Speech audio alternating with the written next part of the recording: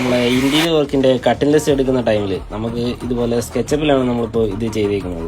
ഈ സ്കെച്ചപ്പിൽ ചെയ്തതിന് ശേഷം നമുക്ക് ഇതിൽ നിന്ന് തന്നെ കട്ടിംഗ് ലിസ്റ്റ് ഓട്ടോമാറ്റിക്കായിട്ട് ജനറേറ്റ് ചെയ്തെടുക്കാൻ പറ്റുന്ന ഒരു ആപ്പ് നമ്മൾ ഇതിനകത്ത് ആഡ് ചെയ്തിട്ടുണ്ട്. അതുവഴി നമുക്ക് ഇതിൻ്റെ കട്ടിംഗ് ലിസ്റ്റ് കംപ്ലീറ്റ് പീസുകൾ നമുക്ക് ഇതിൽ നിന്ന് ജനറേറ്റ് ചെയ്തെടുക്കാൻ പറ്റും.